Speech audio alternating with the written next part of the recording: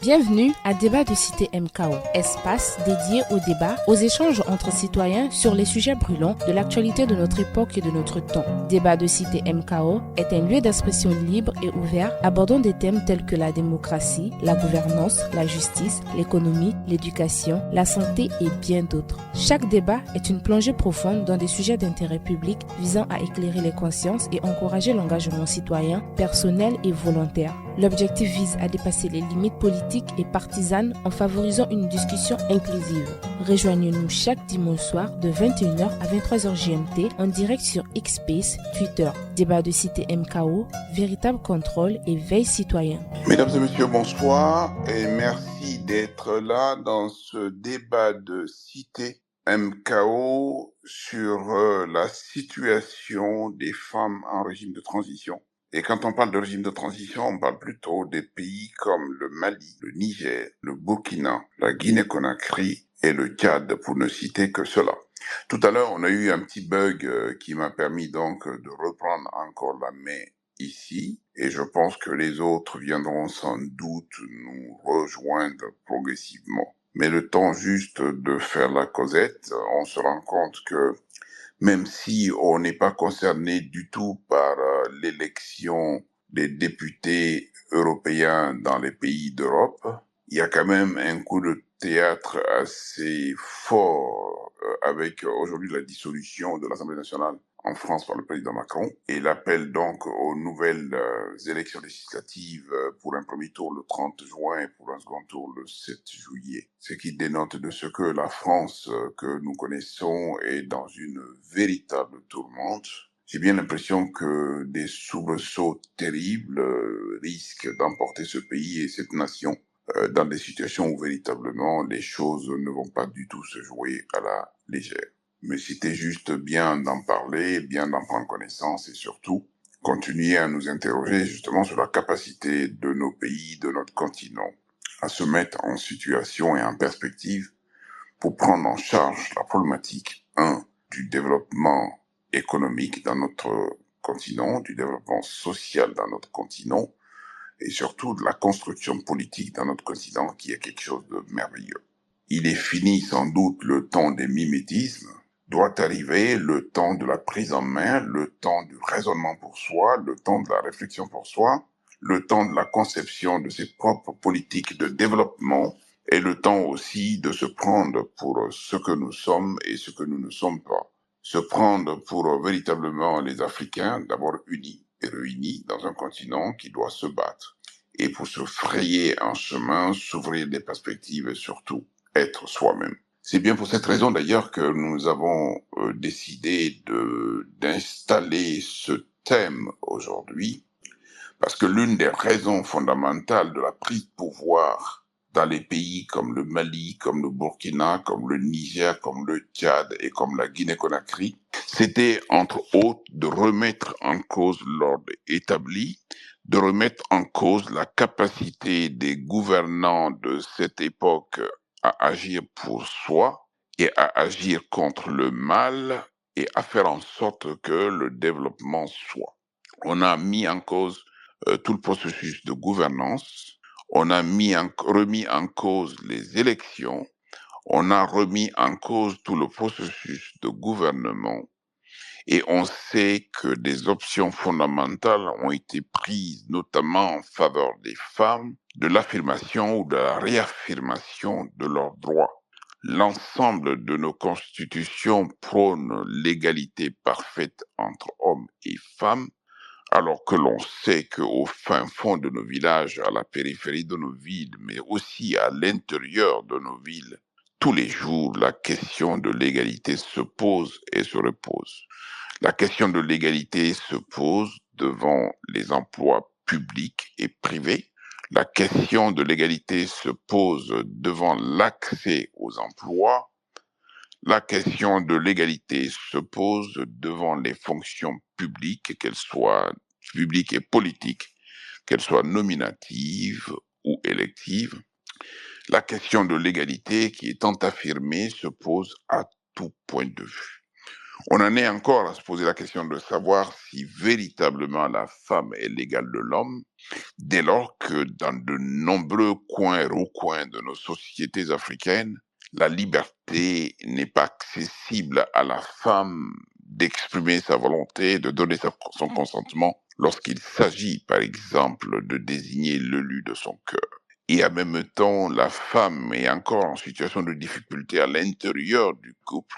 Sur 10 demandes de divorce, 8 émanent des hommes et 7 fois, ce sont les hommes qui prennent le dessus dans le cadre des ruptures de la conjugalité. Sans compter que les enfants du couple, y compris lorsqu'ils sont jeunes, mineurs et souvent bébés, sont souvent rattachés plus au mari qu'à la femme, parce que simplement le juge et la justice prennent encore la situation économique de celui du couple qui est le mieux à même de pouvoir assurer l'éducation de l'enfant dans le cadre d'une rupture de la conjugalité. La question de la liberté se pose également lorsqu'il s'agit pour la femme de disposer de son corps, de se protéger contre les violences dont son corps est susceptible d'être l'objet. Les atteintes graves au physique, les atteintes graves à l'intellect, les atteintes graves à l'intégrité de la femme nous démontrent tous les jours que les rapports hommes-femmes sont des rapports par nature déséquilibrés et que lorsque la loi affirme l'égalité ou offre une protection à l'être le plus faible dans le cadre des rapports humains, ces protections ne lui sont pas accessibles, y compris devant le juge. Les viols et les violences sur le corps de la femme, même lorsque ce viol et cette violence interviennent dans le cadre de la conjugalité, sont très peu pris en charge par la justice, en tout cas insuffisamment pour doter la femme d'une protection suffisante et dissuasive.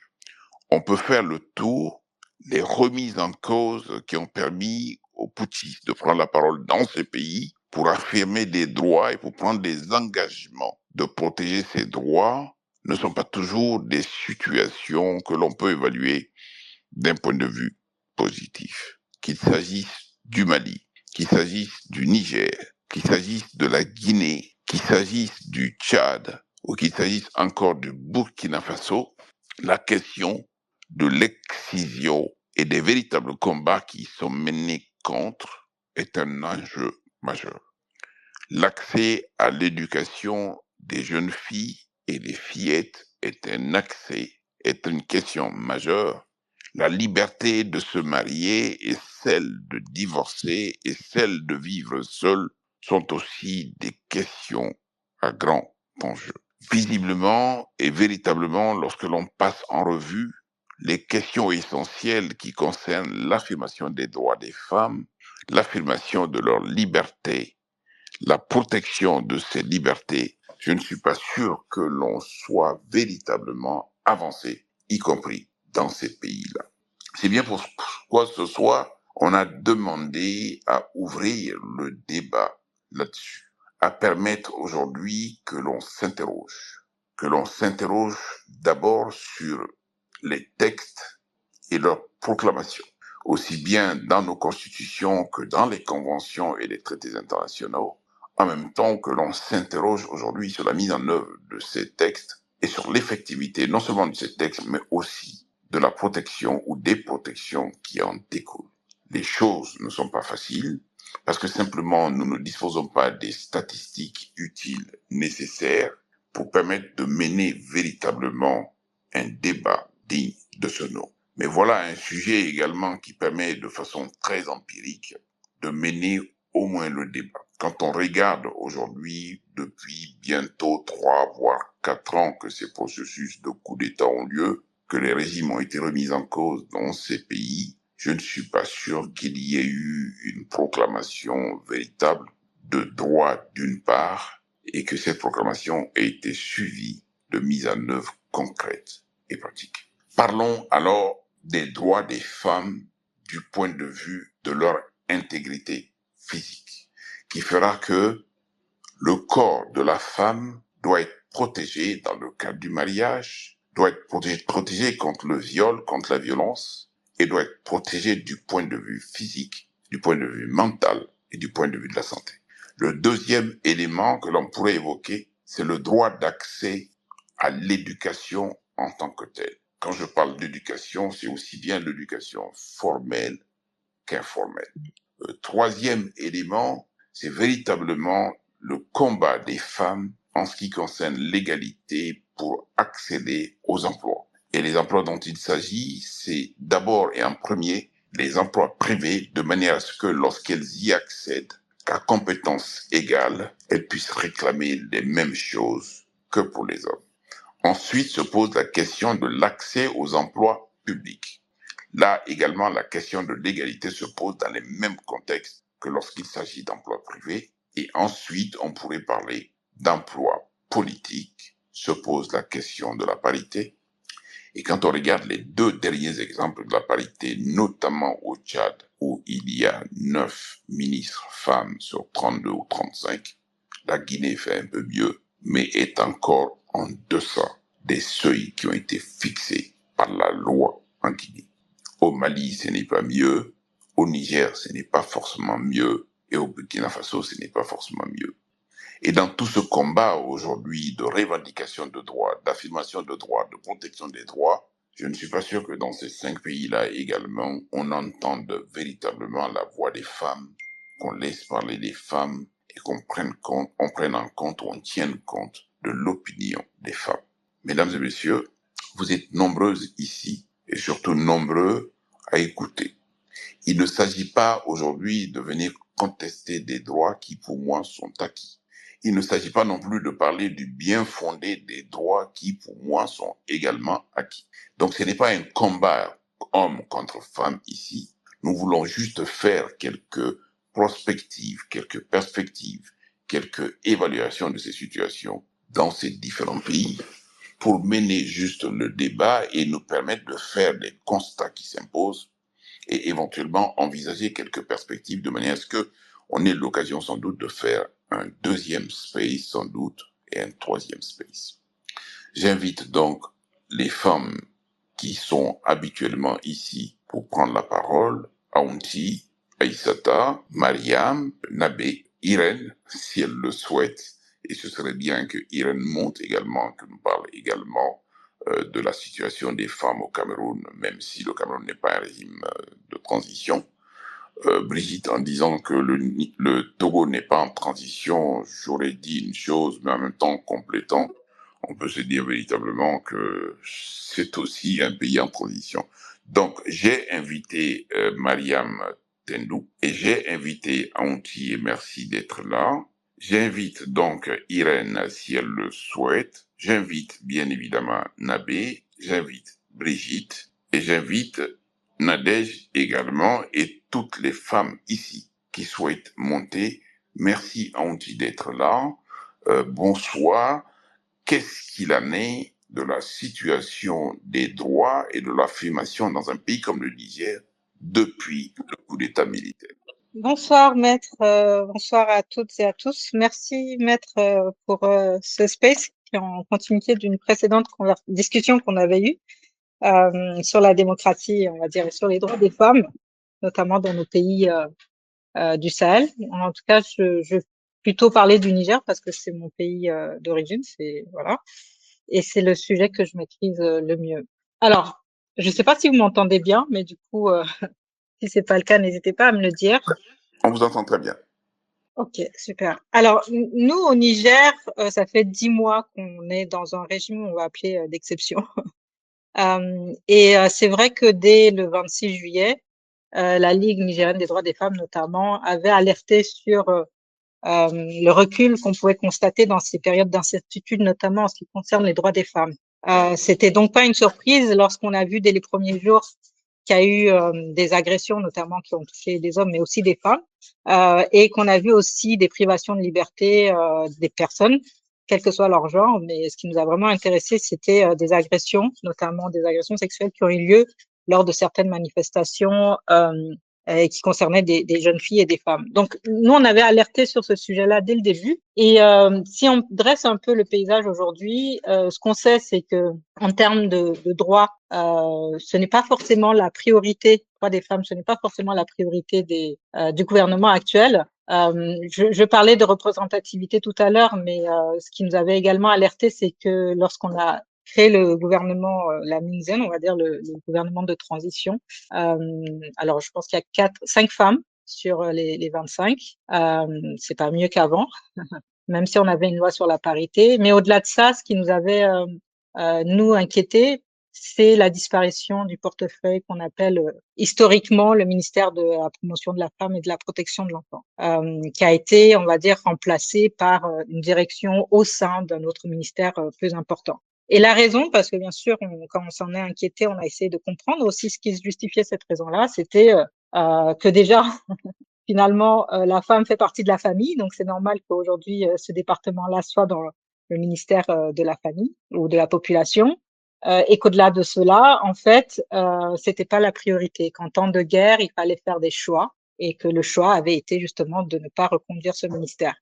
Pour ceux qui connaissent un peu les féministes nigérianes, c'est vrai que nous, on a déjà été très très critiques par rapport aux actions de ce ministère-là, parce que justement, on les poussait à aller un peu plus loin, mais c'était quand même le réceptacle de l'ensemble des initiatives qui visaient à protéger les femmes et leurs droits, et aussi à protéger les enfants, comme c'était dans son agenda. Et la création de ce ministère-là, c'était pas anodin, c'était aussi lié à une lutte. Et au-delà de ça, toutes les initiatives qui étaient mises en place avaient un relais auprès de ce ministère-là pour pouvoir décliner leurs initiatives. Et beaucoup d'organisations nationales ou internationales, justement, travaillaient main dans la main avec ce ministère-là pour pouvoir mener des actions sur le terrain. Donc c'est vraiment une perte, c'est toujours une perte. Souvent, les gens vont résumer les actions du ministère de la promotion de la femme et de la protection de l'enfant à des réjouissances, mais c'était vraiment pas le cas.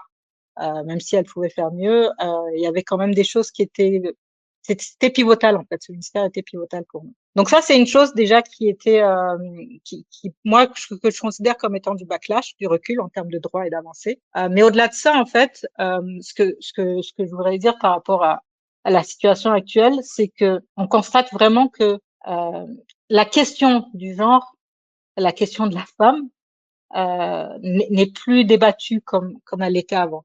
Il y avait pas mal déjà à l'époque, de sujets sur lesquels on pouvait intervenir, sur lesquels on pouvait débattre. Il y avait pas mal de choses sur lesquelles des initiatives qui ont été mises en place, qu'on aime ou qu'on n'aime pas, notamment en ce qui concerne l'éducation des jeunes filles. L'ancien président ou le président kidnappé, Mohamed Bazoum, avait dans son programme de mettre en place des internats pour les filles pour lutter contre justement la déscolarisation des jeunes filles dans les zones rurales. Ça, on n'en parle plus. Voilà. Il y avait d'autres points aussi sur lesquels des initiatives que moi je trouvais assez timides, qui aujourd'hui ne sont même plus d'actualité et ne sont plus un sujet. Pour parler de la parité, même si c'est un sujet sur lequel il y a pas mal de biais et il y a pas mal aussi d'erreurs d'interprétation, moi je dis souvent que la parité, c'est un bien nécessaire, c'est un mal nécessaire. Voilà. Et au-delà de ça, quand on parle des sujets de la parité, pour moi, il faut quand même qu'on se dise que lorsque des femmes sont élues sous le biais justement de cette loi de parité qu'on avait votée au Niger, il faut qu'elles puissent aussi faire avancer les droits des femmes, sinon c'est un peu le serpent qui se mord la queue. Mais en termes de parité, au Niger, ce qui était conclu finalement, et ce qui n'a pas été respecté à l'époque non plus, c'est que 30% des postes de nomination et 40% des postes électifs soient réservés à l'un des genres, donc au genre féminin, puisque c'est lui qui est en défaveur régulièrement. Alors aujourd'hui, c'est plus un enjeu, comme je disais, donc c'est toujours pas respecté. Mais en même temps, il y a certains postes qui ont été, on va dire, réservés à certaines personnes de sexe féminin. Pour moi, la question qui se pose, c'est de se dire qu'une personne ou deux personnes qui font l'exception ne font pas la règle. Et au-delà de ça, il faut qu'on puisse aussi travailler dans un cadre légal dans lequel on puisse porter ou pas des revendications. À partir du moment où il n'y a pas de cadre légal, à partir du moment où on est dans un état de non-droit, il est compliqué, voire contre-productif même de mener ce genre de revendications, puisque les textes finalement ne sont pas respectés et ce n'est la priorité de personne. Donc le souci aujourd'hui, c'est vraiment ça, et c'est pour ça dans le dernier space, lorsqu'on se discutait, je disais qu'il ne peut pas y avoir de droits des femmes dans un état de non-droit. Moi, ce qui m'intéresse, c'est les droits des femmes. parce que voilà, je travaille au sein de la Ligue nigérienne des droits des femmes et parce que je suis féministe. Et ce n'est pas nier les autres droits, mais c'est de dire que le travail aujourd'hui pour les féministes est d'autant plus compliqué parce que le cadre légal existe quand même, mais qu'en même temps, il n'est pas respecté et on est dans un État qui a violé la Constitution pour pouvoir être en place. Et aujourd'hui, lorsqu'on mène des revendications spécifiques aux droits des femmes, c'est très, très compliqué de se faire entendre parce qu'on nous dit que c'est pas la priorité et qu'on est en état de guerre et qu'il faut lutter contre talons et que la question des femmes reviendra lorsqu'on sera, entre guillemets, en paix et développé. Sauf qu'on ne peut pas attendre, on ne peut pas attendre, on ne peut pas dire qu'on laisse une partie de la population sur le banc et qu'on les regarde finalement faire ce qu'ils ont l'habitude de faire et que on réglera, entre guillemets, le problème des femmes et tout ce que vous avez énuméré en début de space lorsqu'on aura de la stabilité, lorsqu'on aura le développement. Et c'est là où le bas blesse, en fait. C'est quand on relègue les questions des femmes ou des minorités à des questions de c'est pas prioritaire, c'est pas l'urgence, comme disaient certaines personnes, et que pour l'instant, il faut régler d'autres problèmes. Donc voilà un peu ce que je voulais dire en introduction, mais on pourra revenir sur d'autres points si l'occasion Très bien. permet. Merci beaucoup. Donc, en fait, on constate donc, les droits des femmes, lorsqu'ils sont affirmés, ils ne sont pas effectifs. Et deuxièmement, lorsqu'il y a de la revendication, y compris dans le contexte qui est celui du Niger aujourd'hui, on a tendance plutôt à repousser cela au calendrier grec en disant aujourd'hui que les droits des femmes n'est pas une priorité, mais que les droits des femmes les droits des femmes viendront lorsque viendra la paix, les droits des femmes viendront lorsque le calme reviendra. Est-ce que Mariam Tendou, c'est le même panorama en Guinée-Conakry? Alors, bonsoir à tout le monde. Bonsoir, maître. Merci pour avoir organisé ce space. Est-ce que vous m'entendez bien? Oui. Ok, très bien. Bonsoir, Anti, Zainab, Brigitte, Fatou Lettre. Je vois des sœurs ici. Mariamar et évidemment mes frères Kodoy et tout le monde, Baila et professeur Barry. Bonsoir, Linda et Yassira. Excusez-moi. J'essaie de reconnaître les figures qui aussi sont des voix essentielles dans la lutte que nous menons au quotidien. Alors, pour répondre à la question, je crois que il y a beaucoup de similarités dans ce que Anti vient de présenter comme paysage au niveau du Niger. Euh, Nous avons de façon assez générale remarqué donc la l'invisibilisation des acquis que les mouvements des droits des femmes ont réussi à réaliser avant, à chaque fois qu'il y a une rupture en fait au niveau de la gouvernance politique, notamment les transitions militaires, font toujours reculer les avancées que les femmes ont pu réaliser avec beaucoup d'efforts. Si je prends le cas de la Guinée, par exemple, avant la 9e législature sous le président Alpha Condé, celle d'avant l'Assemblée nationale, je crois que si je ne me trompe pas, ça devait être en 2019. Vous pourrez me corriger, hein, je peux me tromper sur la date, mais en tout cas, la loi sur la parité avait été adoptée, votée plutôt, dans l'Assemblée nationale sous la 8e législature en Guinée. C'était sous le président Alpha Condé. C'est vrai qu'elle n'avait pas été promulguée parce qu'il y a eu des dissensions au niveau de certaines voix au niveau de l'Assemblée, mais le président Alpha Condé était foncièrement pour cette loi, pour une loi donc qui est similaire à celle au Sénégal, donc qui était une loi 50-50. Avec la venue donc du nouveau régime, la prise de pouvoir en septembre, toutes les institutions ayant été dissoutes.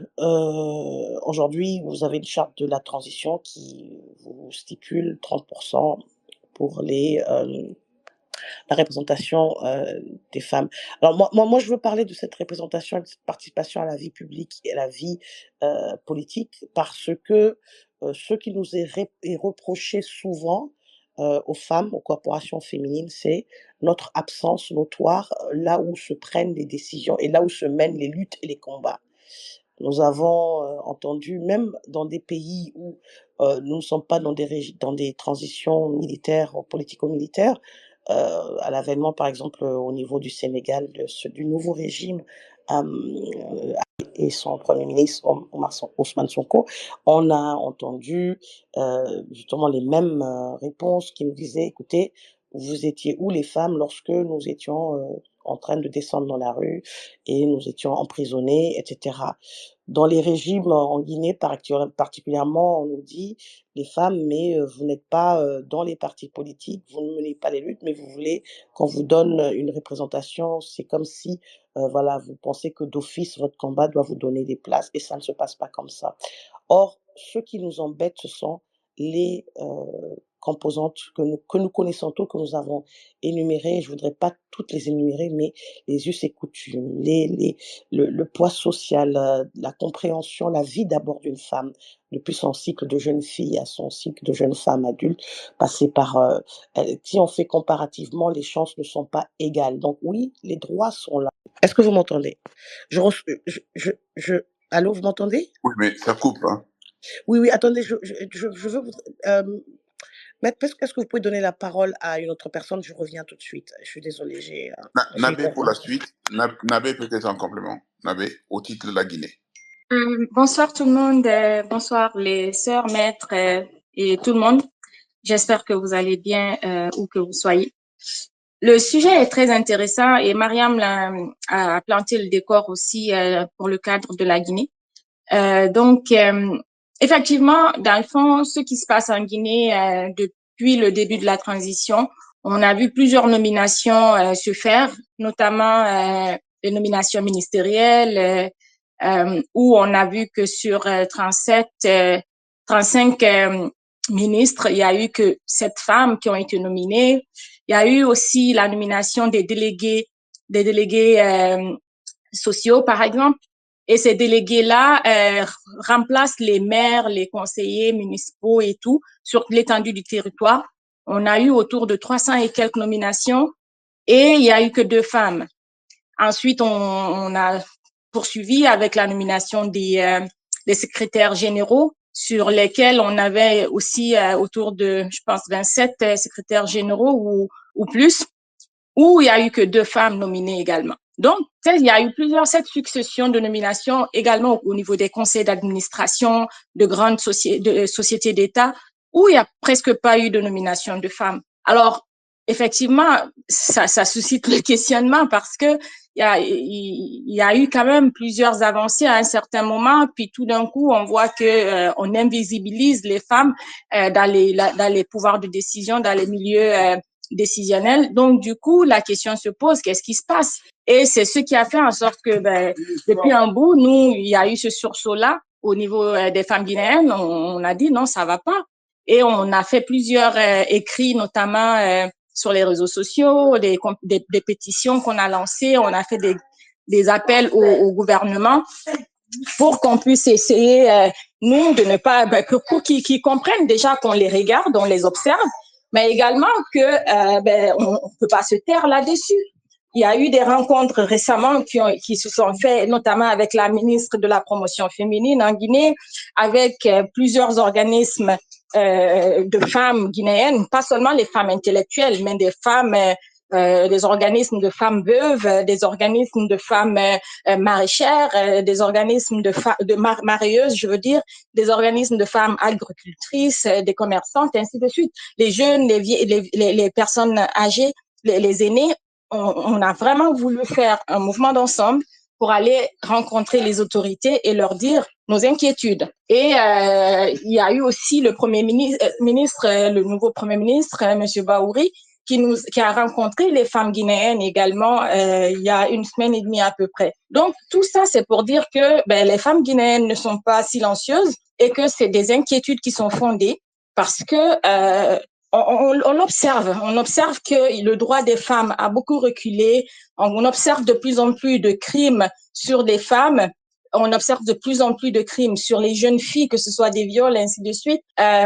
Donc, c'est des cas qui sont inquiétants et qui interpellent à la vigilance des femmes parce que les acquis, oui, on mène les combats, on a ces acquis-là, mais c'est des acquis qui sont très, très fragiles et il faut vraiment comme une veille quotidienne, on va dire, sur ces acquis-là. Et donc, les gouvernements doivent essayer ils doivent comprendre que nous sommes là, nous les observons et que nous n'allons pas nous taire simplement parce que c'est des droits qui sont des droits fondamentaux. On ne demande pas des choses qui sont plus que d'autres genres. Les hommes ont des droits, les femmes en veulent autant, surtout que nous sommes 52% d'une population. Donc, le pays a besoin de ces bras valides et les femmes font partie de la solution. Alors, c'est ce que moi, j'allais dire rapidement pour brosser un portrait de début, puis on continuera la discussion, maître. Merci. Très bien. Je redonne la parole à Mariam sur la question des us et des coutumes et sur leur incidence négative. D'abord, sur les droits et leur effectivité, sans doute. Si on peut être plus concret, mais vraiment pour mettre en avant des choses très pratiques et très concrètes qui nous permettent d'abord de comprendre et ensuite de discuter, Mariam. Bon, Mariam n'est pas là, peut-être. Je passe donc à... Alors, excusez-moi, je suis de retour. C'est bon, est-ce que je peux terminer? Oui, allez-y. Oui, donc je suis désolée, j'ai eu une petite urgence. Je disais que moi, je voulais m'appesantir sur cette question de participation à la vie publique parce que pour moi, avec Non, l'autonomisation... vous aviez commencé avec les us et les coutumes. Si vous pouvez prendre là et puis après continuer. Ok, très bien. Donc, je disais que les us et les coutumes constituent un frein énorme à la capacité aux femmes, aux jeunes filles, aux femmes de pouvoir jouir de leurs droits. Car effectivement, si on regarde les constitutions, les droits civiques et surtout les révisions qu'on a pu apporter au cours des 30 dernières années, notamment auprès des codes civils, des codes de la famille, il y a eu des luttes et quelques petites victoires, mais certainement, il y a, et on l'a dit plusieurs fois déjà, je pense déjà dans des spaces avec vous, mais on le dit nous assez souvent dans ce qu'on fait, c'est qu'il y a un fort décalage entre ces constitutions qui sont calquées de d'autres systèmes et nos croyances, nos lois coutumières qui sont pas forcément toutes écrites. Évidemment aussi, nous avons nos croyances qui s'entrechoquent, si je peux dire. Parce que fondamentalement, il ne s'agit pas de dire que la société africaine traditionnelle est inégale dans son sens, mais je pense que ce qui est important de dire, c'est que aujourd'hui, lorsqu'on parle de droits des hommes, des femmes, et lorsqu'on veut appliquer et rendre ces droits effectifs, il y a un souci au niveau de l'application de ces droits pour les femmes. On le voit notamment avec l'accès des femmes à la santé. Vous allez voir aujourd'hui que la question de la mortalité maternelle, la santé de la reproduction de la femme est essentielle au niveau de nos programmes et de politiques de développement. On a parlé tout à l'heure, vous avez souligné l'accès à l'éducation. Oui, il n'y a aucune loi qui empêche les jeunes filles d'être scolarisées, mais quand vous regardez le cycle de la jeune fille dans nos régions en campagne, mais aussi dans les villes, quand vous regardez le taux de scolarisation et à la fin le taux d'achèvement et de réussite, vous voyez que nous avons des grossesses non préparées, des grossesses précoces, des mariages précoces, des grossesses non désirées, c'est le terme plus technique d'ailleurs. Donc, qu'est-ce qui se passe au niveau donc de l'éducation aussi de la jeune fille par rapport à son corps? Et là, maintenant, nous venons sur l'autre sujet, le corps de la femme. Vous avez parlé de l'excision en Guinée. Depuis plus de 30 ans, nous sommes à un taux extrêmement élevé et malheureusement, nous sommes au top parmi les pays, on est presque le deuxième pays au monde après Djibouti à avoir un taux d'excision extrêmement élevé. C'est une pratique qu'on n'arrive pas à éradiquer et forcément à cause justement de cette question du c'est coutume. Enfin, vous avez les différentes compréhensions et lectures sur les droits de la femme, qu'elle soit en situation par rapport au régime matrimonial, en situation donc d'épouse, en situation de femme divorcée, en situation de femme veuve, les différents droits que la société octroie à la femme comparativement à l'homme qui est veuf, etc. Le droit à l'héritage, le droit à la terre, ça c'est extrêmement important par rapport à la capacité à la femme justement de détenir un patrimoine et de pouvoir utiliser ce patrimoine soit pour son autonomisation économique ou autre chose. Donc nous avons une panoplie d'inégalités qui découlent de cette question de droit des femmes et dans les régimes en transition, ce n'est plus le sujet, en fait. Comme l'a dit aussi très bien Anti un peu plus tôt. Excuse-moi, Zainab, je n'ai pas entendu ton intervention si tu l'as déjà faite. Mais voilà, je fais un ramassis rapidement. Alors nous, on n'est pas dans la section de qu'est-ce qui pourrait être fait, mais je voudrais juste dire que en général, ce n'est pas une injonction, ou en tout cas c'est une caricature de dire oui, c'est que dans les régimes politico-militaires, parce que nous avons eu quand même un régime sous Lansana Conté qui a ouvert la porte à un nombre de choses. Il ne faut pas essentialiser le tout, mais aujourd'hui, je parle de 2024.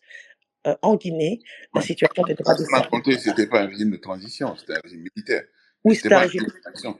Non, c'est-à-dire Oui, que c'est de faire le lien entre les situations exceptionnelles qui font qu'aujourd'hui, les régimes en place repoussent les élections, repoussent, anéantissent un certain nombre de libertés, nient un certain nombre de droits. On veut également savoir si, en ce qui concerne les femmes, les réactions sont les mêmes, exactement comme Anti nous a dit pour le Niger aujourd'hui, ça peut attendre demain. Oh, bon, écoutez, je pense que c'est très clair. Hein. Si on regarde juste la question de la participation politique, vous avez un régime militaire, un régime de transition qui stipule sa propre loi, sa propre charte de transition avec avec des termes très clairs. 30% participation dans le gouvernement, 30% au niveau du CNT, etc. Et vous voyez un recul par rapport, d'ailleurs, un non-respect de cette charte, à l'exception du CNT qui a respecté les 30%. Vous voyez, disons, alors on a changé les communes, les mairies en délégations spéciales. Sur tout le territoire, vous avez 375 nominations de présidents de délégations spéciales sur tout le territoire, dont seulement 2 femmes. Je n'irai même pas au niveau plus élevé, je regarde juste, on parle de tout le territoire, on n'a pu trouver que 2 femmes présidentes de communes. Ça nous donne un échantillon, un aperçu de où se situe la priorité de l'inclusivité, de l'inclusion et de la participation des femmes. Et pour moi, je pense qu'au niveau local décentralisé, c'est encore plus important de pouvoir, en tout cas, avoir la représentation égale des femmes dans nos zones rurales. Merci. Brigitte, bienvenue et bonsoir. Est-ce qu'il faut simplement affirmer un droit pour que ce droit soit, notamment par exemple lorsqu'on dit qu'un certain nombre d'emplois publics doivent être ouverts à une catégorie de femmes d'une part et suivant un certain quota d'autre part? Est-ce que la seule affirmation du droit suffit? Et le constat que l'on fait, c'est que ça ne suffit pas, mais qu'est-ce qu'il y a lieu de faire de manière à ce que le droit dit soit imposé aux gens? Et quand je parle de droit, il faut aussi l'étendre également à la liberté et à toute la problématique de la protection de la femme, notamment dans le cadre du mariage, notamment contre les viols et les violences. Les juges encore, et j'imagine que c'est le cas du Togo, ont encore un esprit masculin, une démarche, non pas de protection de la femme, mais plutôt de sauvegarde des hommes lorsqu'ils sont en situation de difficulté. Bonsoir tout le monde. Merci pour ce space. Je commencerai en répondant à votre question, non pas en termes de sauvegarde des droits économiques, mais en termes d'application simplement de la loi. Si je prends l'exemple du Togo, et un article du Code civil qui dit que la nationalité s'acquiert par, lorsque un enfant est né de père ou de mère togolais, de père ou de mère. Mais à ce jour, c'est très très difficile pour les enfants nés de mère togolaise d'avoir la nationalité togolaise. Donc la loi précise quelque chose, la pratique est autre. Et je dirais que cette dichotomie, cette différence s'explique peut-être aussi parce que le Togo est un régime de transition qui dure depuis 1967. Et Adémane Assingbe, le père, est arrivé au pouvoir par un coup d'État en avril 2017. Il ne l'a pas quitté jusqu'à sa mort. À son décès, son fils a été installé par un coup d'État et il est toujours au pouvoir. Donc, il y a des pratiques qui, de par la nature militaire de ce régime, des pratiques qui font que les droits des femmes sont bafoués. Et pourtant, les femmes togolaises ont toujours été très actives dans la vie économique, surtout dans le commerce. Et ce que je dis là est valable aussi bien pour les femmes du sud du pays qui est plutôt à dominante chrétienne, que dans les zones du centre et du nord où la population est à majorité musulmane. Chez les femmes Tem ou chez les femmes Yoruba où il fait de la tapané qui sont pardon de vous couper. J'imagine que Amadou Boukar, qui fait donc des grimaces, a peut-être une réaction. Amadou Boukar, je vous ai invité à parler. Brigitte, est-ce que la question de la rupture d'égalité entre hommes et femmes, notamment au Togo, est aussi due au pouvoir économique? Et si c'est le cas, on connaît le dynamisme des femmes togolaises. Est-ce que ce dynamisme leur permet de prendre le contrôle à l'intérieur? Amadou Boukar est monté. Tout à l'heure, vous étiez en train de réagir et c'était par rapport au propos de Brigitte? C'est pas par rapport à ce qu'elle disait, c'est plutôt par rapport à la forme, parce qu'on n'entendait pas. On entend un mot sur deux quand elle parle, en tout cas de mon côté. Oui, donc dans ce cas, faites-moi juste un message en DM, comme ça je sais. Brigitte, allez-y. Donc, vous ne m'entendez pas bien, c'est ça? Moi, je vous entends. Je vous entendais bien. D'accord, ok. Oui, alors c'est vrai que l'implication des femmes en politique contraste énormément avec leur poids économique, leur poids dans l'économie, et ça depuis toujours, hein, depuis même pendant la période d'accession des luttes de l'indépendance, les femmes avaient un rôle très très actif. Elles avaient des sections de femmes très très organisées, très structurées. C'était même elles qui se cotisaient la plupart du temps pour payer les voyages à l'ONU des hommes politiques togolais pour aller plaider la cause du pays qui était sous un protectorat français. Et pourtant, le premier gouvernement qui a été mis en place à l'indépendance, je crois qu'il n'y avait aucune femme. Et cette situation a perduré jusque, j'irais au début des années 70, lors de la mise en place du parti unique, donc parti unique, parti État, qui a effectivement décliné la création d'un certain nombre d'ailes marchandes du parti, dont une aile marchande qui regroupait les femmes et l'Union nationale des femmes du Togo, l'UNFT, a été réellement l'une des ailes marchandes sur laquelle le général Eyadema s'était appuyé. Et très habilement, d'ailleurs, il a réussi à débaucher certaines des femmes des partis nationalistes parmi les plus influentes et en les mettant, en les enrôlant au sein de l'UNFT.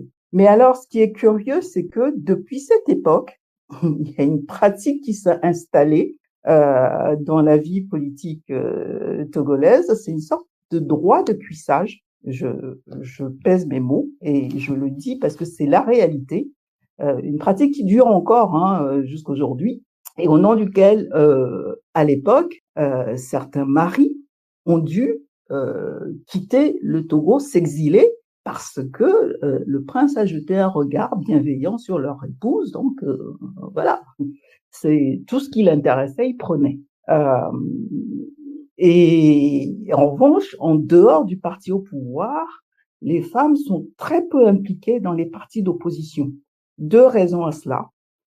C'est que, d'une part, lorsque la femme milite dans un parti d'opposition, les pressions sont telles de la part de la famille, de sa propre famille, de la part de la famille du mari, de la part du mari lui-même, parce que je parlais la dernière fois dans un space précédent de ce qu'on appelle répression économique, c'est que l'implication d'une épouse dans un parti d'opposition peut entraîner la perte de son emploi par le mari s'il est fonctionnaire ou il peut subir des représailles. Donc les femmes sont très peu nombreuses dans la vie politique, sauf au niveau du parti au pouvoir.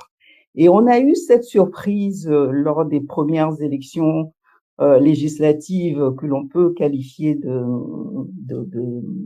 comment dire, d'élections transparentes de l'ère Forme Nationale en 2007, où pour la première fois à l'Assemblée nationale, il y avait, je crois, 12 femmes, dont 9 du parti au pouvoir et 3 de l'opposition. Et en fait, on s'est rendu compte que les 9 du parti au pouvoir, ou peut-être les 6 du parti au pouvoir, non, il y en avait 9 au total, dont 6 du parti au pouvoir et 3 de l'opposition. Et les 6 femmes du parti au pouvoir ne s'étaient pas rendues compte qu'elles étaient toutes des femmes des militaires. En fait, suivant le code électoral et la Constitution, les militaires n'avaient pas le droit d'être représentés à l'Assemblée nationale, donc ils ont envoyé leurs épouses. Voilà. Et ça a été une situation qu'on a vécue. Et encore aujourd'hui, le Togo apparaît comme étant réellement un pays exemplaire en termes de représentativité des femmes dans les gouvernements, à l'Assemblée nationale, etc. Et quand on gratte de près, on se rend compte que la plupart des femmes qui sont là, malgré certaines ont des diplômes, certaines ont des métiers, certaines ont des compétences, mais de la première ministre jusqu'à la présidente de l'Assemblée nationale, ce sont des concubines du prince. Une triste réalité. Et ça, c'est réellement dommage parce que sur cette question-là, bon, je vais peut-être paraître un peu théorique et rêveuse, mais quand je vois que on définit le produit intérieur brut d'un pays qui mesure la richesse d'un pays, ce n'est rien d'autre que la somme de la valeur ajoutée créée par les citoyens de ce pays. Donc, si on se prive de la création de valeur de 52% d'une population, après, qu'on ne s'étonne pas que le développement économique tarde à venir, que l'on traîne, que le développement ne soit pas au rendez-vous, etc. Donc, si on n'éduque pas la moitié de la population, si on lui donne pas les moyens d'exercer un métier qui contribue à créer de la richesse, à élever ses enfants, à envoyer ses enfants à l'école et à les scolariser à leur tour, on tourne en rond et on ne comprend pas. Donc, pour moi, démocratie, c'est de veiller à ce que tous les citoyens puissent, à partir des moyens mis en place par l'État pour les éduquer, pour les soigner, puissent contribuer au développement de l'ensemble de la nation. Je crois que je vais m'arrêter là pour le moment. Merci beaucoup, Brigitte. Ces spécificités togolaises nous permettent justement de comprendre combien c'est difficile les rapports hommes-femmes, et surtout lorsque c'est l'homme qui est déterminant dans la fixation de la carrière de la femme en termes d'offres de poste, en termes d'évolution possible, en termes de fixation du montant de son revenu. Lorsque c'est l'homme qui est déterminant dans tout cela, y compris au plan politique, bien évidemment, on n'est pas à l'abri d'un certain nombre de situations qui sont difficiles à évoquer. Je comprends très parfaitement que dans certaines situations, les femmes subissent une pression énorme et les femmes elles-mêmes sont prises dans l'étau de la gêne absolue qui ne donne pas l'occasion justement de l'ouvrir. Et tant qu'on ne l'ouvre pas, non pas une seule, mais à plusieurs, on a toujours des obstacles en face. Anti, la question des droits de la femme ne tient plus par rapport au niveau d'études. Les femmes aujourd'hui sont autant diplômées que les hommes. Deuxièmement, ce n'est même plus une question de charme parce que les femmes sont charmantes. Troisièmement, on ne peut pas les remettre en cause en disant qu'elles ne sont pas capables de travail. Ou quatrièmement, qu'elles n'ont pas d'abnégation ou qu'elles n'ont pas de conscience professionnelle. Mais malgré tout cela, les droits dits ne sont pas effectifs. Qu'est-ce qu'il y a lieu de faire pour faire évoluer ces droits, pour les imposer, dès lors qu'on constate également que même la justice ne suit pas? Qu'est-ce qu'il y a lieu de faire pour aller vers un minimum d'affirmation de droits, de protection des libertés et surtout d'effectivité de ces droits?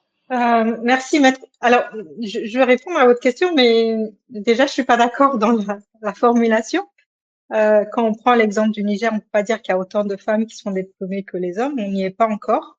Non, Et au-delà, pas autant diplômés que les hommes. Je dis, même les femmes qui sont diplômées subissent les mêmes situations que les femmes qui ne le sont pas, parce que l'absence Oui, de diplôme ou l'absence je de comprends. connaissance est un alibi pour les hommes. Ça, Voilà. je laisserai un homme commenter cela, mais je comprends ce que vous voulez dire. En fait, moi, ce que je voulais dire sur la question de l'éducation, c'est que souvent, on a tendance à regarder la fin de l'histoire. Et moi, je m'intéresse beaucoup au début de l'histoire. Quand on dit aujourd'hui que la femme a droit à aller à l'école, ça ne veut pas dire qu'elle a la possibilité d'y aller, notamment au Niger.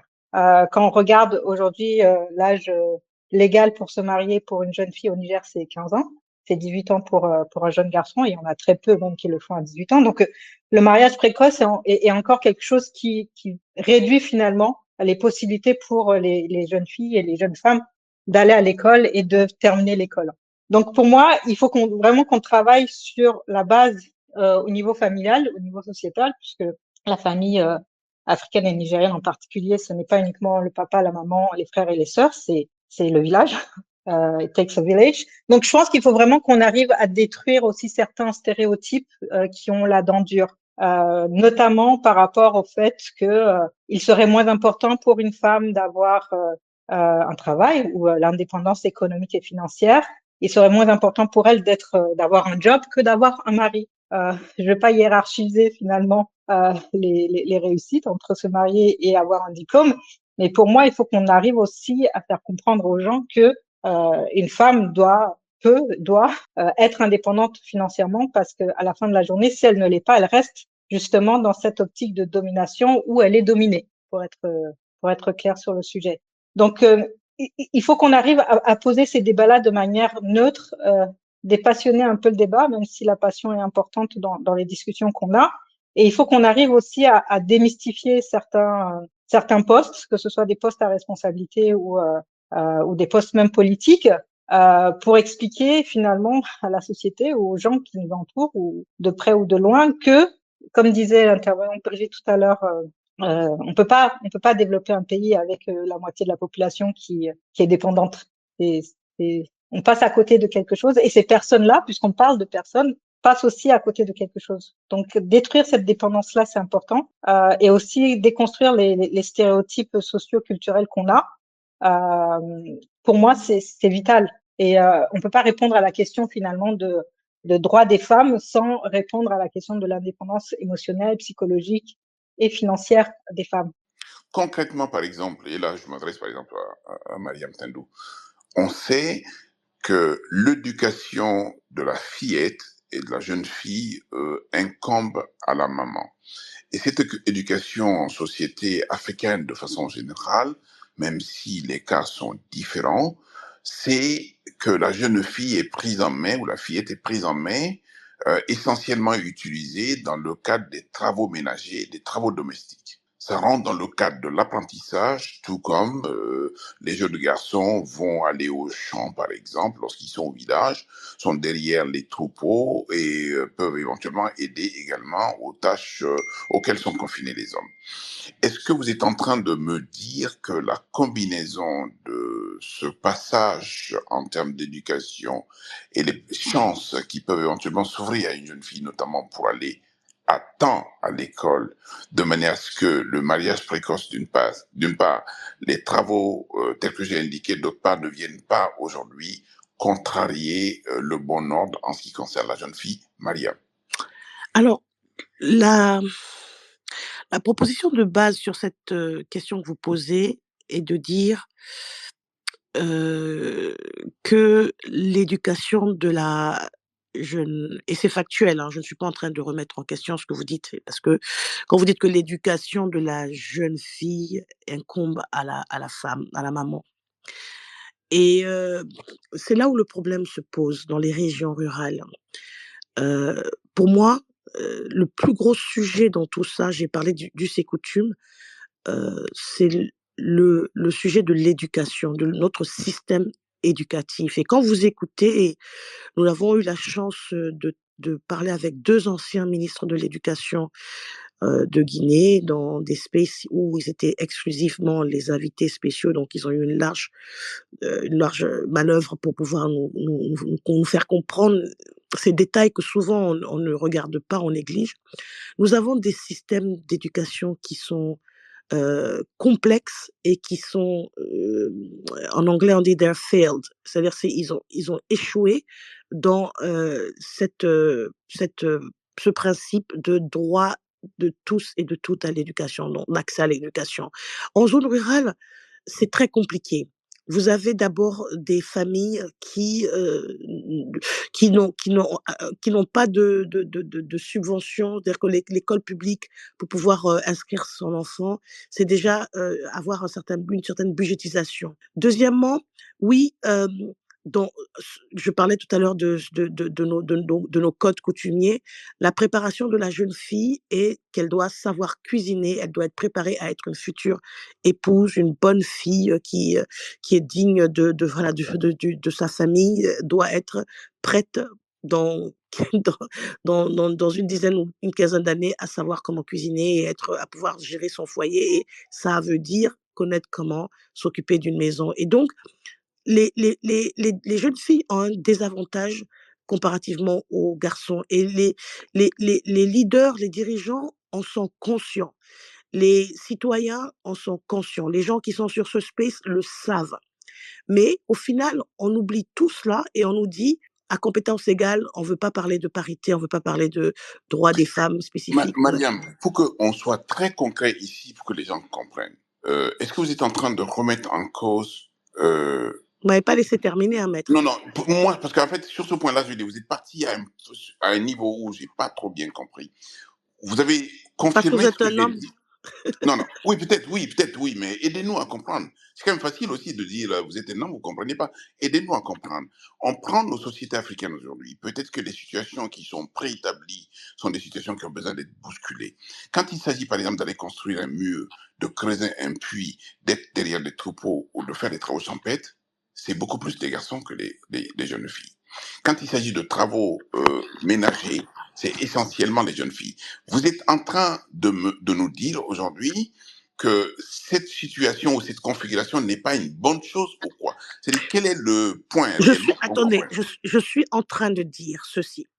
Je suis en train de dire dans une société où on dit tout le monde doit aller à l'école,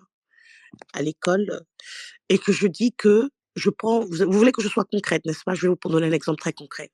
Les jeunes filles et les jeunes garçons vont à l'école. Je parle des petites filles entre 10 ans et 15 ans. Les jeunes filles commencent à avoir leurs règles. Les latrines dans les écoles, ça c'est concret, sont mixtes. Des fois, c'est des latrines dans un très piteux état, puisqu'on sait très bien l'état des écoles. Les jeunes filles commencent à prendre quelques jours. Il y en a qui ont des règles très douloureuses. Il y en a qui, vous savez, la question de l'hygiène, de la gestion de l'hygiène menstruelle est un réel sujet parce que en région rurale, tout le monde n'achète pas les produits qu'on connaît, qui sont jetables, etc. Et c'est un autre sujet. Alors, quand on connaît ces réalités qui sont à voir avec le corps de la femme et que on a vu comment les États sont passés de nos systèmes à nos traditionnels où ça ne va pas trop à un système un peu plus sophistiqué. Je dis que il y a évidemment le rôle de la maman qui doit apprendre à la jeune fille de faire ceci, de faire cela, mais nous avons déjà pas le bon cadre. Les jeunes filles à l'école ne sont pas à l'aise parce que elles ne sont pas, leurs spécificités ne sont pas prises en compte. Deuxièmement, elles rentrent à la maison pendant que les garçons révisent et font de la révision, les jeunes filles sont sujettes à devoir aider les mamans. Évidemment, ça commence avec l'éducation des familles. On veut bien comprendre que c'est une transformation de mentalité de la société. Mais nos garants moraux restent très inflexibles sur ces codes. Alors quand on me dit oui, mais les hommes vont au champ, comme vous voulez le dire, les hommes sont des maçons, sont des menuisiers, les femmes font autre chose. Mais ça, ce n'est pas au moment où ils sont en train d'apprendre à lire et à écrire. Ils se forment à un autre moment de la vie. Je parle du cycle de la petite fille. Nous avons des soucis à ce niveau-là. Et pourquoi est-ce que nous avons, comment ont fait les pays qui sont un peu plus avancés sur ces questions-là? Comment ils ont réussi à faire pour que les petites filles soient protégées, pour qu'elles puissent continuer à aller à l'école, réviser et pouvoir continuer à faire autre chose dans leur système, qui n'est pas de devenir des petites domestiques bis pour appuyer leurs femmes, leurs mamans, etc., etc., etc. C'est une question de société, elle est réelle. Encore une fois, Mariam et Anti vous demande la parole et la parole tout à l'heure, on est dans des sociétés traditionnelles africaines. Le descriptif doit prendre en compte cela. Quand on parle de fillettes et de jeunes garçons, c'est à peu près le même âge.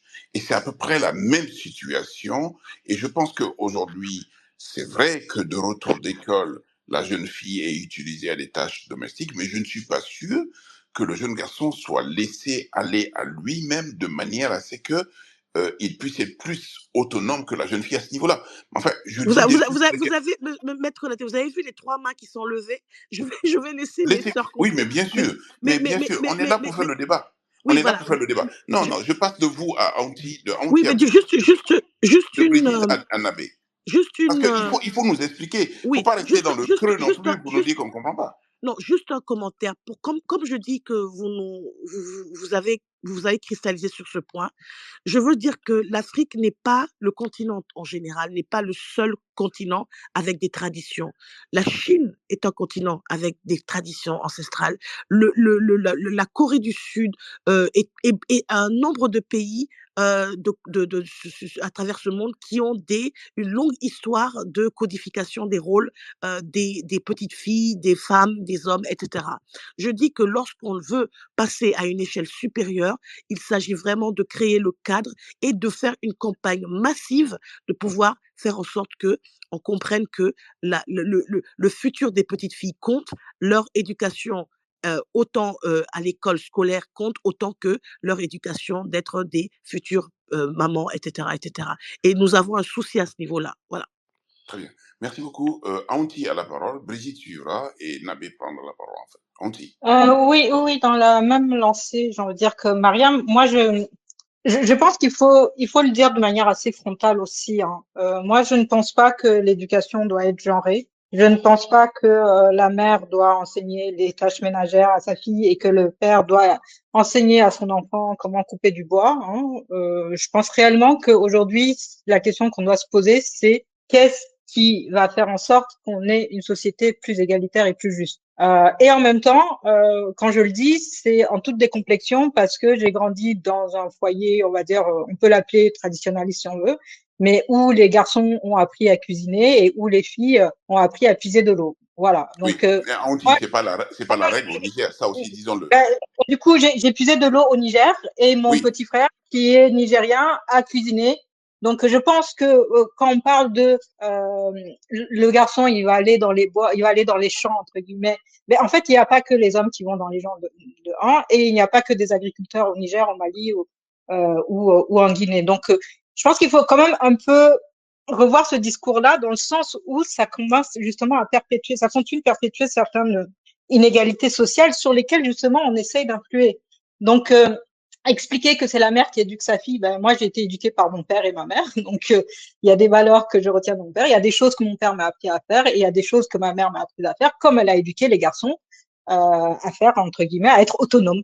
Il faut que les hommes aussi deviennent autonomes et sachent cuisiner et multitasker. Là, je suis en train de vous parler, je suis en train de faire la cuisine parce que à un moment donné, il faut que je mange et je préfère manger ce que je prépare. Pas parce que je suis une fille, pas parce que je suis une fille. Donc, à un moment donné, je pense qu'il faut aussi qu'on le dise de manière assez frontale qu'il n'y a pas de rôle qui est destiné à être perpétué de génération en génération à une certaine catégorie de la population parce qu'elle a des organes féminins et d'autres rôles qui doivent être perpétués aux hommes parce qu'ils ont des organes masculins. Ça ne tient pas. Et quand Mariam vous donnait l'exemple tout à l'heure des garçons qui vont à l'école et qui reviennent le soir pour jouer, ben si, si en fait, la fille quand elle va à l'école déjà, si on prend l'exemple du Niger, sa journée commence beaucoup plus tôt justement pour aller faire la corvée d'eau, pour aider entre guillemets ses frères à se préparer parce qu'on va dire que la fille est plus mature ou devient mature avant le garçon alors que c'est faux. On lui donne ce rôle-là. On lui dit qu'elle est la petite maman. On lui dit qu'elle est la grande sœur et qu'elle doit s'occuper de cela. Donc, on la conditionne justement à prendre un rôle qui ne lui permet pas d'être focus dans ses études, ou quand elle le fait, c'est au détriment d'autres tâches qu'elle devrait également faire. Alors que le garçon, oui, quand il rentre de l'école, on va lui dire, ben, va t'amuser, va jouer avec tes copains dehors.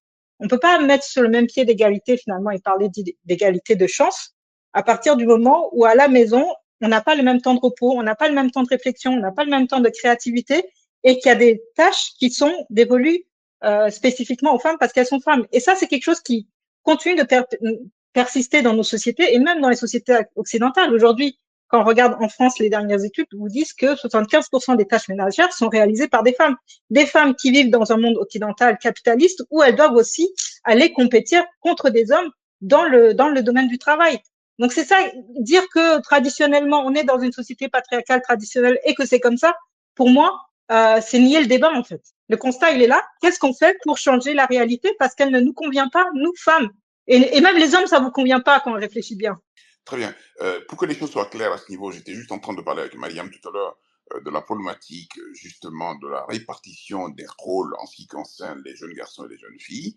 Avec vous, Aounti, vous dites qu'il ne faut pas genrer cette société-là. Il faut qu'à la limite, nous soyons tous multitâches parce qu'il n'y a pas des tâches qui reviennent systématiquement aux uns et pas aux autres. Tout le monde doit pouvoir se démerder, notamment faire la cuisine, par exemple. Brigitte, sur ce point-là, et ce qui m'intéresse le plus, c'est véritablement l'impact sur le droit en termes de négation de ces droits. Brigitte. Oula, en termes de négation de ses droits. En définitive, quand la jeune fille est suffisamment occupée, elle n'a pas la possibilité véritablement d'aller à l'école normalement comme le jeune garçon, comme l'a indiqué tout à l'heure Aunti et Mariam. Donc, ses droits sont niés. D'accord. Ok, je comprends mieux la question. Et merci Anti. Je vais rebondir sur ce que vous avez dit au début. Il y avait, moi j'y voyais une lueur d'espoir. C'est qu'on note quand même de plus en plus que bon, il reste vrai que ce sont surtout les femmes qui font l'éducation des enfants dans nombre de pays africains. En tout cas, c'est le cas au Togo. Et on note de plus en plus qu'il y a des femmes qui éduquent leurs filles et leurs garçons de la même manière, en établissant par exemple des tours où une semaine c'est le garçon qui fait la cuisine, la semaine suivante pendant que la fille fait la vaisselle, et la semaine suivante c'est la fille qui fait la cuisine et le garçon fait la vaisselle. Donc ça commence à évoluer un peu. En tout cas, moi j'ai pu l'observer au Togo et au Bénin dans des forums de femmes, de réunions de femmes, etc. Et ça, pour moi, c'est une lueur d'espoir parce que ça voudrait dire à ce moment-là que c'est nous qui avons pour mission d'éduquer nos sœurs à faire en sorte que la discrimination qui frappe les jeunes filles régresse et que tous leurs enfants soient finalement égaux en termes de contribution aux tâches ménagères qui sont lourdes lorsque les familles n'ont pas les moyens d'avoir des domestiques ou des gens qui s'en occupent. Et le fait de les répartir équitablement, d'ailleurs, est quelque chose qui est de nature moi j'ai pu l'observer, à contribuer à rendre les jeunes garçons plus matures plus tôt, parce que bon, ils sont confrontés à des responsabilités, ils s'occupent de leurs frères et sœurs, etc. Donc c'est quelque chose qui finalement n'est pas que négatif, n'est pas uniquement négatif lorsque la répartition est à peu près équitable. Et moi j'ai été vraiment surprise dans une conférence ici en France, qui était une conférence qui a été faite au moment des attentats de Paris. Et donc il y avait un général qui intervenait. Et moi j'avais posé une question de savoir si finalement la suppression du service militaire n'était pas l'une des causes de ces dérives que l'on observe, parce que on note que les jeunes garçons sont un peu perdus et finalement se font récupérer dans les groupes djihadistes, etc. Et j'ai été très surprise lorsque le militaire m'a répondu que les jeunes filles, à partir du moment où elles arrivent à l'âge de la puberté, le fait d'apprendre à gérer leur menstruation, etc., leur donne une maturité extraordinaire que les garçons mettent 3-4 ans de plus à acquérir. Et qu'ils ont noté qu'il y a un décalage de niveau de maturité de l'ordre de minimum 3 ans, ne serait-ce que par cette contrainte qui est féminine, mais que l'on peut tourner en avantage parce que ça impose de devoir se prendre en charge, de prendre ses responsabilités, d'apprendre à gérer une situation, ce qui n'est pas le cas chez les garçons. Donc pour moi, c'est pas fondamentalement quelque chose de négatif si la répartition des tâches par la mère est un tant soit peu équitable. Voilà, je m'arrêterai là. Merci Brigitte. Nabé, sur ce sujet-là, et puis éventuellement sur son prolongement. Nabé? Oui, maître, excusez-moi, mon téléphone était fermé. Pour renchérir sur ce que mes sœurs ont dit, moi je dirais que fondamentalement, c'est dû au fait que on sent une démission, à mon sens, des hommes, non seulement dans l'éducation générale, la gestion générale de la famille, mais dans l'éducation aussi des enfants. Pourquoi je dis ça? Parce que tout à l'heure, vous l'avez dit à l'entame, que l'éducation des enfants est plus pour la mère. Ça relève de la mère. Mais pour moi, l'éducation des enfants, c'est pas un rôle qui est dédié à la mère. On dit éducation des enfants, les parents. Je parlais plus des jeunes filles, hein, des fillettes et des jeunes filles, pardon. Mais sauf que, en général. Oui, mais sauf qu'aujourd'hui, quand on parle, c'est pas juste l'éducation de la jeune fille qui incombe à la mère. C'est l'éducation de toute la famille qui incombe à la mère aujourd'hui quand on regarde nos sociétés. Et les enfants, et les filles, garçons, et les petites filles, les filles et les garçons sont éduqués par la mère aujourd'hui. Donc, ça, il faut pas le nier dans nos sociétés. Les hommes, ils vont vaquer à leurs occupations, mais l'éducation, en termes, au sens le plus large possible, ça incombe aux femmes. Et pour moi, c'est là le problème, le gros problème se pose, parce que pour moi, je vois ça comme une sorte de démission des hommes. Parce qu'il y a une sorte, la femme, autant elle a son autorité de femme, et elle a sa manière de faire l'éducation. L'homme aussi a son autorité d'homme, il a sa manière de faire l'éducation. Donc, pour moi, les deux doivent être présents de manière égale à contribuer à l'éducation des enfants, que ce soit des filles ou que ce soit des garçons.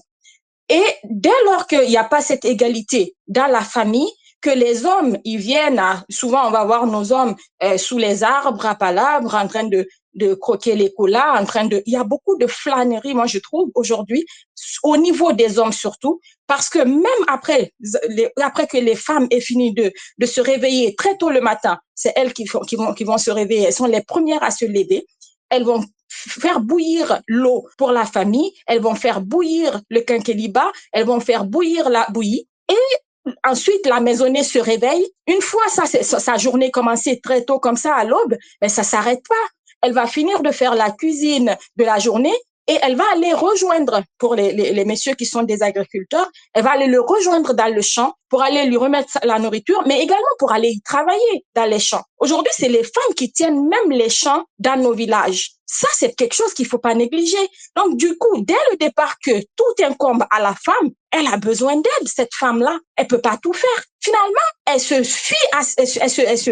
relaie un peu sur ses enfants, elle met ça sur le dos de sa fille pour que la fille puisse être un moyen de soulagement pour elle. Donc, finalement, la petite fille vient aider la maman pour la soulager parce que la maman en a besoin, elle peut pas tout faire. Donc, quand la fille commence à grandir, la maman envoie une opportunité de l'impliquer dans la gestion familiale. La petite fille devient dès le jeune âge une petite maman qui doit aider à élever les autres enfants qui sont plus petits.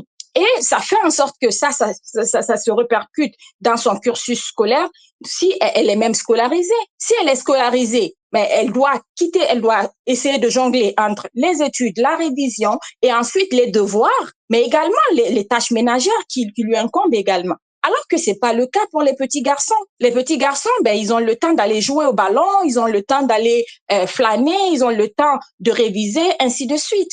Donc, il y a cette inégalité qui est là dès le départ à cause de la hiérarchisation de la société patriarcale qui permet aux hommes cette liberté-là et que la charge de la gestion familiale retombe que sur la femme aujourd'hui. Et donc, moi, je vois que c'est ce qui fait même en sorte qu'aujourd'hui, l'autorité n'est pas du tout dans nos familles. Les enfants sont très laissés pour un peu, il y a une certaine liberté au niveau des enfants qui fait que on voit tout ce qui se passe dans nos sociétés en termes de perte de valeur, en termes de rigueur même dans la mentalité de nos enfants. Et ça, déjà, quand il y a cette injustice qui se crée, les enfants, les garçons grandissent avec l'idée que ça incombe aux femmes de faire ci, ils vont répéter le même chemin dans leur famille. Et le cercle vicieux continue, on ne s'en sort pas. On ne s'en sort pas. Désolée, on ne s'en sort pas. Donc, pour moi, c'est ça qu'il faut déjà corriger dès le départ. Et mettons que les femmes qui réussissent à avancer dans leur carrière, à finir de franchir ces obstacles, ou qui ont la chance de grandir dans des familles qui comprennent ces problématiques-là, qui essaient de sauver les filles de toute cette dynamique-là, qui les mettent sur le chemin de l'éducation, qui les suivent, et finalement, on les décharge du fardeau de gestion, du fardeau de tout ce que les femmes, les autres filles doivent subir. Finalement, qu'elles se concentrent uniquement sur leurs études, arriver sur le marché du travail, la population générale n'est pas éduquée comme ça. La population générale pense que la femme doit encore s'occuper même du bureau, que c'est à elle de nettoyer quand ils salissent. Il y en a même qui vont aller jusqu'à te dire, tiens, le bureau est sale aujourd'hui. Mais de quoi tu te permets? Non, c'est pas comme ça. On travaille tous, on a tous étudié, on est tous rendus là où nous sommes parce qu'on a eu à travailler fort. Il faut que la tâche, même dans les bureaux, soit partagée pour que chacun à tour de rôle puisse faire le ménage du bureau s'il le faut. C'est comme ça qu'il faut aussi éduquer la société.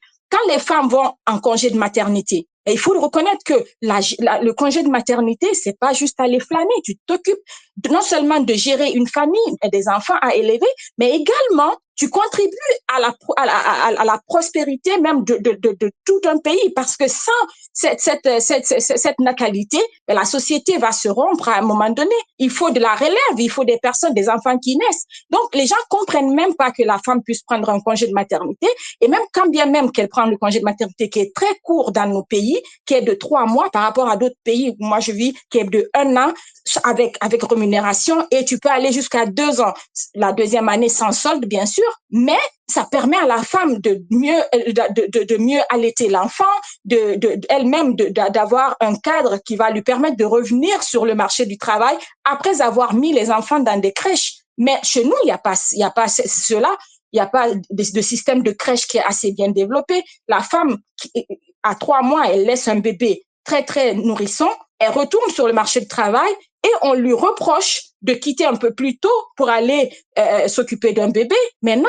Donc, il y a plusieurs problématiques qui sont là auxquelles la société en général n'est pas conscientisée, et qui fait en sorte que l'inégalité perdure encore, et le rôle de la femme en tant que ménagère n'est pas du tout valorisé. Elle n'a pas de rémunération pour tout le temps qu'elle investit dans la gestion familiale. Les femmes ménagères ne sont pas assez bien rémunérées, si elles sont même rémunérées. Il y a plusieurs facteurs qui sont là, qui créent cette inégalité-là. Donc moi, je pense qu'il y a une éducation complète à faire au niveau de la société, qu'elle soit culturelle, qu'elle soit sociale. Il y a une éducation de fond à faire pour conscientiser les gens que ce rôle-là doit être un rôle qui est valorisé, et que sans les femmes dans nos sociétés, la société fonctionne plus. Merci, maître. Très bien. Mariam Tendou. Alors, il faut vraiment qu'on ne perde pas de vue qu'on est à la recherche d'éléments d'évaluation des droits dans ces 5 États-là. Il y a quelqu'un qui me pose la question s'il n'y a pas de femmes au Gabon. Le Gabon étant un pays en transition également, bien évidemment qu'il y a des femmes au Gabon. Mais on n'a pas pris tous les pays, justement. Mariam. Alors merci, je revenais pour préciser 2 ou 3 choses qui ont été dites. Vous avez bien dit et vous l'avez souligné que nous manquons de données. Vous m'entendez, n'est-ce pas? Oui. Oui, OK, très bien. Donc, vous aviez bien souligné pendant votre propos introductif qu'il y a un manque de données. Alors, quand même, certaines choses ont été appréciées, disons, par différentes études. Je voudrais quand même préciser que cette, idée de penser que et je m'appesantis sur les zones rurales, hein, parce qu'une majorité de nos populations vivent en zone rurale et bien que, l'effectivité des droits, s'applique, que ce soit en région, urbaine ou rurale, la non-effectivité des droits, excusez-moi, mais je voudrais dire qu'en zone rurale, il y a des contextes qui sont assez spécifiques. Les femmes, représentent, à différents niveaux, dans différents systèmes, et différents États à travers le continent, environ 60 à 70 de la force agricole. Donc les femmes sont aussi dans cette codification du travail. Elles participent donc aux économies locales, avec leur, force de travail. Heu, elles sont présentes. L'autre point que je voulais préciser, c'est qu'aujourd'hui, cette question n'est pas triviale parce que, hem, on a vu maintenant quand je passe aux sociétés un peu plus sophistiquées, que, on a vu dans certains pays, je pense que si c'est je me rappelle plus si c'est l'Espagne ou si c'est le Portugal, où on introduit maintenant une permission de congé pendant les menstrues. C'est-à-dire que ce sont des sociétés qui ont commencé à peser, dans la balance, hem, l'impact de le corps de la femme et l'impact sur sa productivité et sa performance en milieu, de travail formel. Nous avons vu aussi des lois dans les pays scandinaves, ils ont été les premiers, mais je pense que les autres ont suivi, où le congé de maternité qui s'octroyait en général plus rapidement à la femme qui donne vie, et aussi on a vu les hommes réclamer des congés de paternité. Il y a des sociétés qui sont de plus en plus en train d'intégrer ce genre de propositions dans leur dispositif, voilà, au niveau des sociétés, au niveau de leurs employés. Alors je donne ces exemples juste pour vous dire que, heu, à des lorsque et je reviens maintenant un peu plus vers le thème, c'est que oui, c'est bien d'aller au plus au à la base pour voir ce qui correspond, à nos réalités, mais je pense que je suis convaincue d'ailleurs, c'est pour cela que je fais ce que je fais, c'est que lorsqu'il y a une réelle volonté de réformer, nos écosystèmes, nos politiques publiques, notre compréhension de cette transversalité de la question, pas seulement du genre, mais du droit des femmes qui s'applique à tous les secteurs, que nous pouvons, qui régissent en tout cas notre société. Je pense qu'on avancera un peu mieux. Ce qui se passe, c'est que, et pour revenir sur le thème, en période de transition, il y a d'autres priorités qui viennent se mettre et supplanter déjà des inégalités existantes qui n'avaient pas été déjà réglées. Vous avez, des régimes de transition qui sont surchargés parce que l'attente populaire, ce sont les chartes, qui ont été promises au peuple, les référendums, les élections, le recensement général, les codes électoraux, et cetera, et cetera. Et nous voyons que lorsqu'on veut parler de toujours les mêmes problèmes qui existaient avant même ces ruptures, on nous rappelle rapidement que ce n'est pas le sujet. Et je terminerai en disant que la transformation de nos sociétés est la réponse à la question que vous posez sur ce thème de façon globale et de façon générale. Et la transformation de nos sociétés, ce sera avec une dimension plurielle. Et oui, il va falloir qu'on rechallenge cette codification. Je suis d'accord avec Anty qu'on ne devrait pas genrer, mais je pense qu'avant d'arriver à ce stade-là, nous allons passer par des étapes.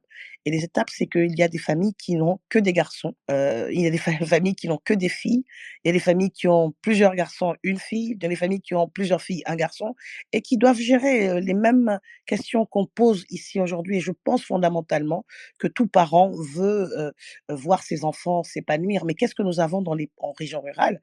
C'est que justement l'oisivité des jeunes garçons, et on n'en parle pas assez. Je parle de la puberté du jeune garçon dans son adolescence et la puberté de la jeune fille font que les filles sont beaucoup plus à risque de tomber enceinte.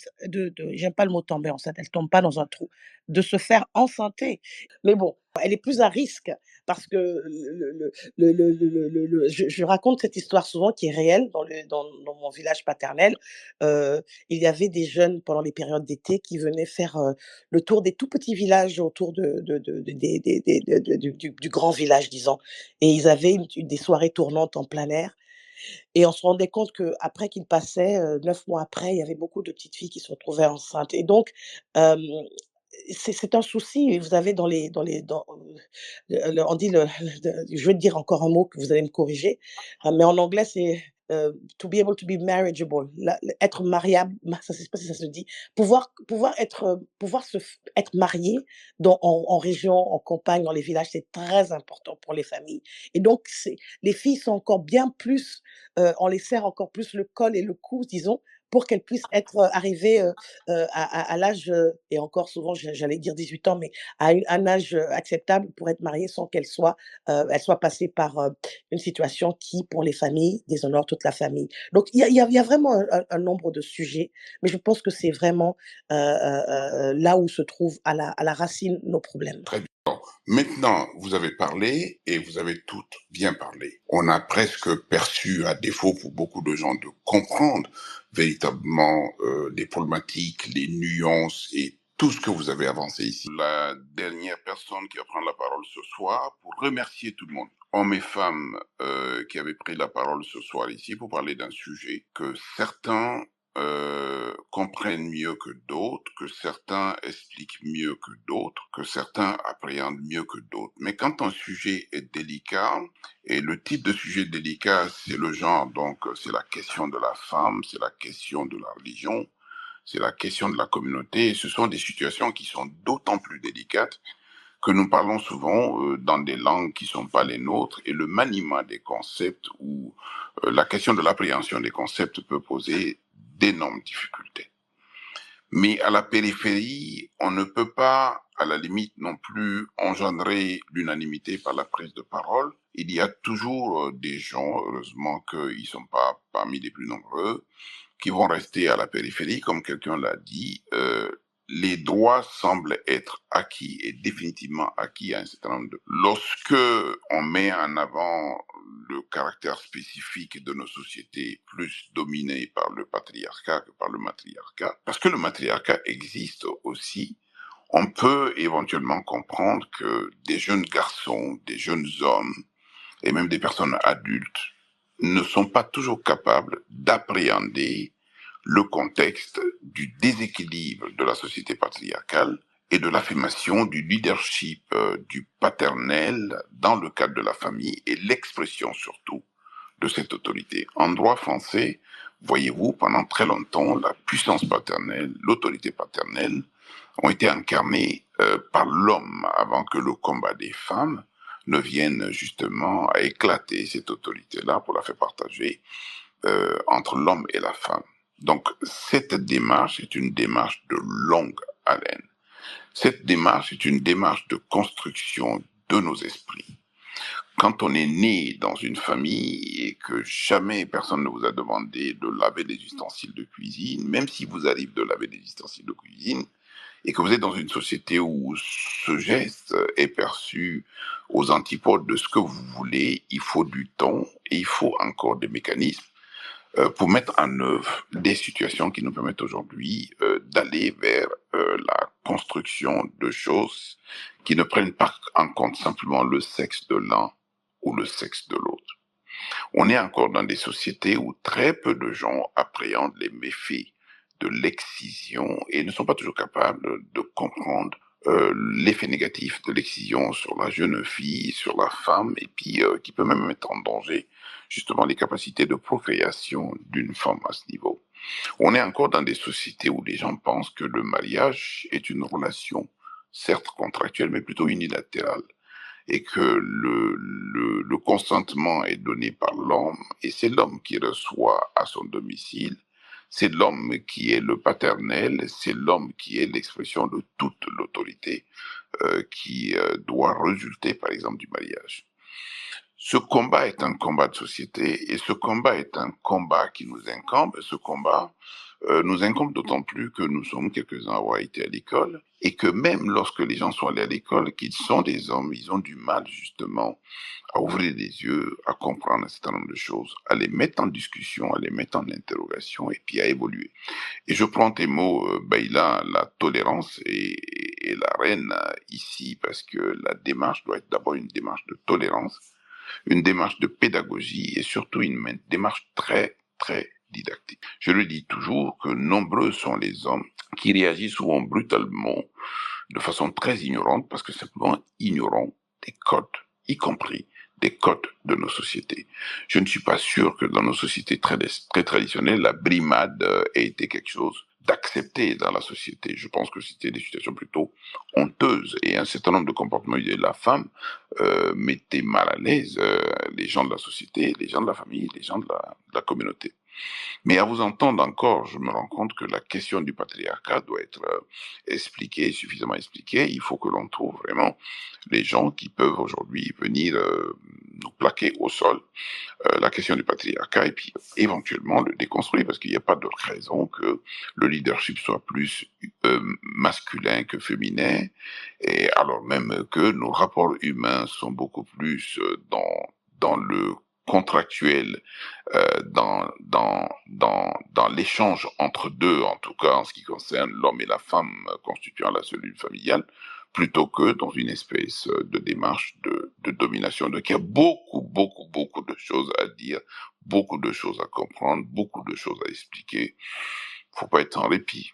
Bien évidemment, beaucoup d'entre nous ne comprennent pas toujours tout. Beaucoup d'entre nous, une fois qu'ils ont entendu, ne sont pas capables de garder. Beaucoup d'entre nous peuvent vous choquer par leurs propos, mais ça fait partie de l'ère normale des choses. Et d'ailleurs, quand on parle de patriarcat que vous dénoncez tant, quid des sociétés matriarcales? Parce que là aussi, c'est l'inverse de ce que l'on peut éventuellement dénoncer à ce niveau. En tout cas, un grand merci à vous tous. On essaie donc d'avancer progressivement, d'essayer de comprendre, mais je me rends compte simplement que les réactions négatives sont beaucoup moindres aujourd'hui qu'il y a quelque temps lorsque l'on faisait des sujets sur les femmes à ce niveau. On a dépassé de près d'une heure, pardon pour ce dépassement, mais le débat était intéressant, les prises de parole aussi, et puis on a donné l'occasion à tout le monde de parler, de s'exprimer, et puis voilà. Merci beaucoup à vous tous, et puis bonne fin de soirée. Au revoir. Nous espérons que cet épisode vous a plu. Si c'est le cas, nous vous invitons à vous abonner à notre podcast et à nous suivre sur Twitter et nos réseaux en général, ainsi que sur d'autres plateformes pour rester informés des prochains débats en live et des épisodes à venir. N'hésitez pas à partager votre avis sur l'épisode. Nous sommes toujours reconnaissants lorsque vous vous exprimez.